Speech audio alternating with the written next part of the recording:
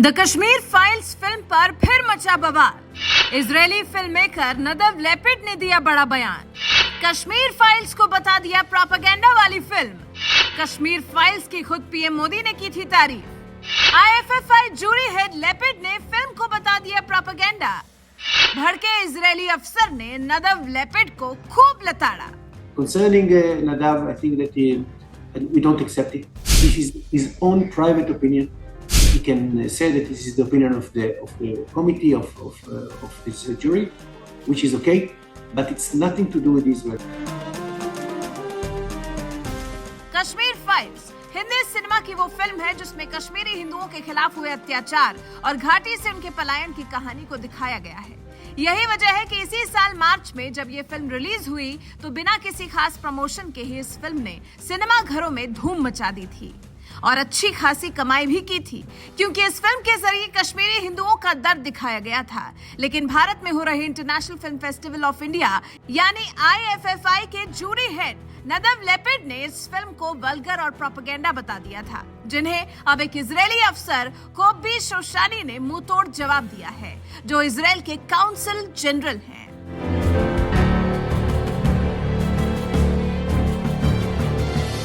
दुनिया के नक्शे पर बसा इजराइल एकमात्र ऐसा देश है जहां यहूदी बसते हैं। पता है क्यों? क्योंकि दुनिया के किसी भी कोने में उन्हें बसने नहीं दिया गया।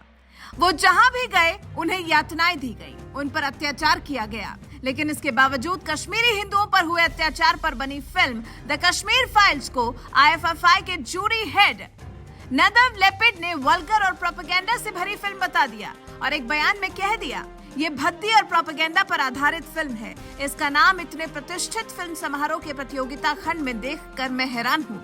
इजराइल के रहने वाले जूरी हेड नदव लेपिड ने जैसे ही द कश्मीर फाइल्स के बारे में ऐसी बात बोली, भारत ही नहीं इजराइल ने भी उनके खिलाफ जबरदस्त गुस्सा दिखा दिया।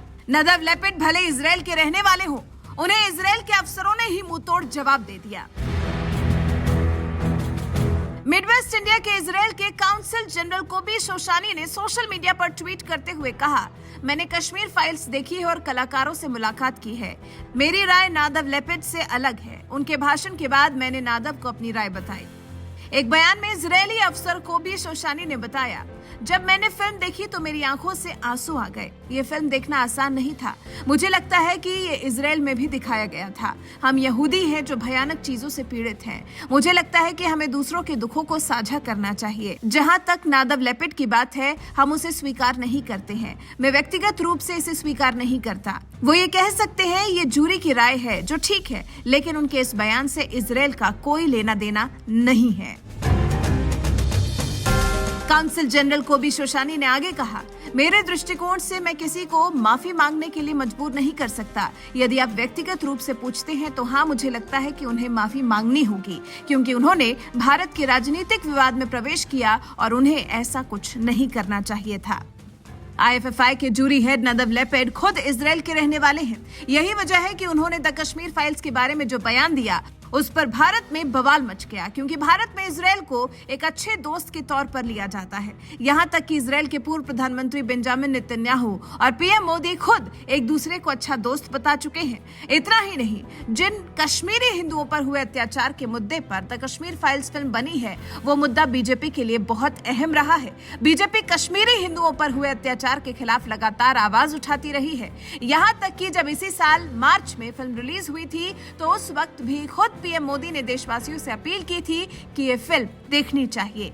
और इसलिए इन दिनों आपने देखा होगा कश्मीर फाइल फिल्म की चर्चा चल रही है। और जो लोग हमेशा फ्रीडम ऑफ एक्सप्रेशन के झंडे लेकर के घूमते हैं, वो पूरी जमात बौखला गई है पिछले 5-6 दिन से। और ये फिल्म का तथ्यों के आधार पर, आर्ट के आधार पर उसकी विवेचना करने के बजाय उसको डिस्क्रेडिट करने के लिए बड़ा मुहिम चला है। आपने देखा होगा एक पूरी इकोसिस्टम कोई सत्य उजागर करने का साहस करे, उसको जो सत्य लगा उसने प्रस्तुत करने की कोशिश की, लेकिन उस सत्य को न समझने की तैयारी, न स्वीकारने की तैयारी है, न ही दुनिया इसको देखे इसके लिए उनकी मंजूरी है। जिस प्रकार का षड्यंत्र पिछले 5-6 दिन से चल रहा है, मेरा विषय कोई फिल्म नहीं है। मेरा विषय है कि जो सत्य है उसको सही स्वरूप में देश के सामने लाना देश की भलाई के लिए होता है। पीएम मोदी ने द कश्मीर फाइल्स की खूब तारीफ की थी क्योंकि इस फिल्म में कश्मीरी हिंदुओं पर हुए अत्याचार की कहानी को दिखाया गया था। लेकिन इसके बावजूद मोदी विरोधियों ने इस फिल्म का खूब विरोध किया था, जिन्हें लताड़ते हुए पीएम मोदी ने क्या कहा था ये भी सुन लीजिए। उसके कई पहलू हो सकते हैं, किसी को एक चीज नजर आती है, किसी को दूसरी नजर आएगी। जिनको लगता है कि ये फिल्म ठीक नहीं हुआ, अपनी दूसरी फिल्म बनाए, कौन मना करता है। लेकिन उनको हैरानी हो रही है कि जिस सत्य को इतने सालों तक दबा करके रखा, उसको तथ्यों के आधार पर जब बाहर लाया जा रहा है और कोई मेहनत करके ला रहा है, तो उसको पूरी इकोसिस्टम लग गई है, पूरी इकोसिस्टम लग गई है। और ऐसे समय जो सत्य के लिए जीने वाले लोग हैं, उन्होंने सत्य के खातिर खड़े होना उनकी जिम्मेवारी होती है। और ये जिम्मेवारी मैं आशा करूंगा सब लोग निभाएंगे। जिस फिल्म की तारीफ खुद दुनिया के सबसे बड़े लोकतांत्रिक देश भारत के प्रधानमंत्री कर रहे हैं, जिसे देश की जनता ने भी खूब पसंद किया, उस कश्मीर फाइल्स को इजरायल के जूरी हेड नदव लेपिड ने एक प्रोपेगेंडा फिल्म बता दिया, वो भी हिंदुस्तान में आयोजित इंटरनेशनल फिल्म फेस्टिवल में। यही वजह है कि उनके बयान के बाद देश में जबरदस्त गुस्सा देखा जा रहा है। लोगों के बढ़ते गुस्से को देखते हुए खुद ही इजरायल सरकार ने Israeli film maker Nadav Lapid के बयान के लिए माफी मांगी है और नदव लेपिड से भी कश्मीर फाइल्स पर दिए गए विवादित बयान के लिए माफी मांगने के लिए कहा गया है। वैसे जूरी हेड नदव लेपिड के बयान पर आपका क्या कुछ कहना है? अपनी राय हमें कमेंट कर जरूर बताएं।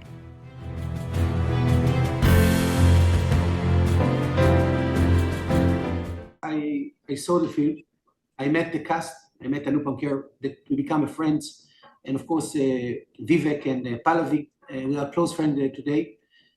When I saw the film, tears came from my eyes. It was not an easy film to see. I saw it with my wife, and some of my colleagues from the diplomatic corps. It's not an easy. But for me, it was very important to know what's happening in Kashmir. I know that it is under dispute. Some people don't want to see the film. Some people went to see the film, and I'm as a diplomat here, I would like to know what is the issue, and it was very important for me. And afterwards, I think that it was shown in Israel as well, the film, several times. And it was a reaction because we are, as a Jewish people who suffered from such horrible things, I think that we have to share other people reactions like that. And I think that it was done in a very beautiful. By the way, Kashmir in this film, it's beautiful. It's for me the first time I ever been to Kashmir. And I saw the scenery of Kashmir, and I told the first thing that I wanted to do is to go to visit Kashmir. That is also my reaction because it's a really beautiful Indian land. That's the first thing. Concerning Nadav, I think that we don't accept it. I personally don't accept it. Ambassador, he was along with me in Goa last night. Didn't accept it. This is his own private opinion. He can say that this is the opinion of the committee of this jury, which is okay, but it's nothing to do with Israel. It's nothing to do. The idea that he is an Israeli is nothing to do with that. I told him after the speech that he made a big mistake. I told him that it was not appropriate, and I think that Ambassador and I wrote a comment and tweets in a way that it's very clear what we think about this using the word of propaganda or things like that. I don't accept it at all, none whatsoever, and it's not representing the state of Israel at all. Calls are going that he should apologize to all the people of Kashmir and to the people who have suffered either in Holocaust or in the Kashmiri genocide. So do you believe that he should apologize or at least his thoughts about the movie? from my point of view, I cannot force anybody to apologize. If you ask me personally, the answer is yes. I think that he has to apologize because he entered into a political dispute in India, and it's not something that he has to do. But as you know, India and Israel, they are big democracies, and the open of speech and the right to speak is a basic thing. I cannot force him to change his word. I think that he will not do so. That's my personal opinion. But what he did last night was, from our point of view, negative and not the right thing to do. And we did it and we mentioned it in a very clear voice. As soon as he reacted on this, film's crew and the actors have said that it was a pre-planned thing, which he said, because as soon as his statement came about the movie, all the people who were not supporting the movie earlier in the film industry of India, they all came in support with his statement. So Anupam Kher is an actor, you must be knowing him. He said that it's all pre-planned and it's from a bigger system, which he said. So do you think that it's pre-planned something? Might it be pre-planned according to you? As I told you, I'm a diplomat. I don't want to enter to this issue because it's under let's say Indian political discussion. I don't want to enter. I'm a diplomat, and I don't want to enter this issue. But I can say it's my own opinion, and that I saw the film, and I saw how sensitive it was built, and for me, it's shivering my skin when I saw the film. I can tell you even more than that. I mean, tears come out of my ears, and I told you I didn't know about Kashmir at all before that, and it was very important. First of all, to bring the issue to the public knowledge, and I think it's part of the obligation of the media and the film industry to bring the information. Now, everything is in India, like in Israel, is under the disputes and discussion. Believe me, I'm coming with the state that everything is under the dispute, and this is part of our life, and it's okay. But what I can say is what I saw in the film was not. I don't accept what the opinion of Nadav Lapid at all.